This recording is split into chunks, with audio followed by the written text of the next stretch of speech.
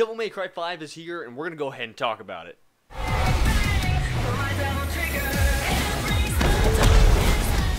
Right at the start, it's actually surprising that they did this at the Xbox press conference instead of the Sony press conference, but you know what? I'm okay with it. I got to see the game a day earlier than expected.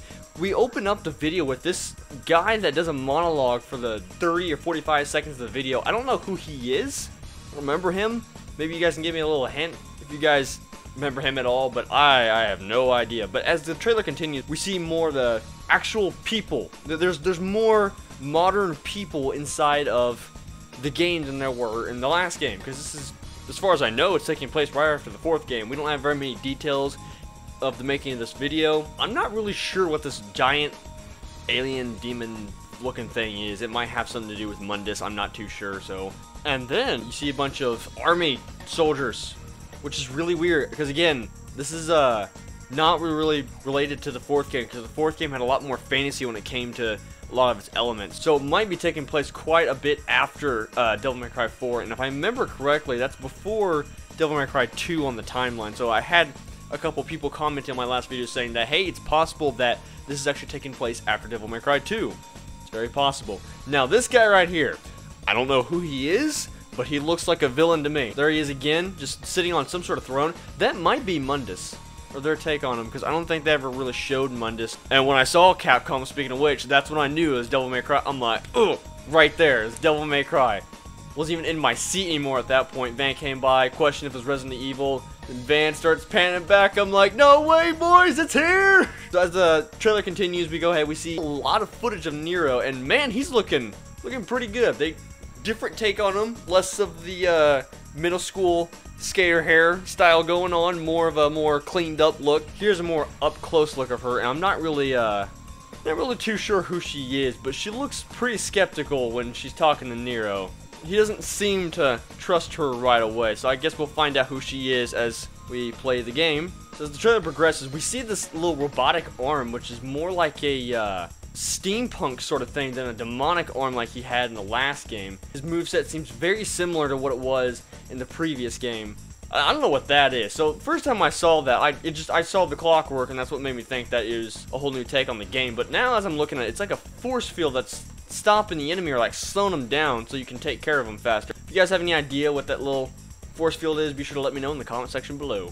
We're going to look at what I'm assuming is our first boss, and as you look around the area, you can see it's not only like an actual city, but there's a lot of still fantasy elements to the city. Like, you can still see it looks like almost like a castle area, which is odd. So I don't know if they're trying to keep the same take of half modern, half fantasy, or what they're trying to do here, but it's definitely a really interesting look, and I'm curious to see what they're going to do with this more in the future. As we continue through the trailer, we can actually see Nero fighting that boss guy once again. Seems like a pretty big boss fight. There's a lot of different elements, a lot of different areas you're fighting him, so I don't know if they're going to do it in like different stages, or if it's just a super big arena. I'm not really too sure. You guys can go ahead and let me know in the comment section below what you guys think. Then we finish off with the badass logo, which I've got to say, I'm liking just the whole look and vibe of the game. It feels like a great return to the Devil May Cry series that we knew and loved. I think some people are still going to think of this game in some negative ways because it's not exactly how they want it to be. This seems to be a game aiming for a large audience, and I don't see that in a bad way, because it's not like they're dumbing down the game or making it like a kidified game. They're going for a more interesting take to surprise everybody, and I feel like they're trying to please a lot of fans at once, and I think they're actually pulling it off. So I'm super excited to see where they're going to go from here. And of course, they show off Dante. Now, we don't have a specific date, we just know it's going to be coming out in spring 2019, and there's actually already a lot of games coming out in spring 2019 just from Microsoft's press conference. So one of the biggest things we want to remember is the fact that at any given time, this game could be pushed back. It is not an official date. Usually when you hear spring 2019, it tends not to be an official date. So it's possible it might get pushed to the summer, which is okay because there's usually not that many games in the summer. It could be in the beginning of spring or at the end of spring, or it could be pushed back to 2020, which honestly I doubt. This game looks like it's already pretty far along progress-wise. From the leaks, they said that it was pretty smooth when they were progressing on the game. Now, however, one thing I did notice right here was the fact that it says on Xbox One and Xbox One X.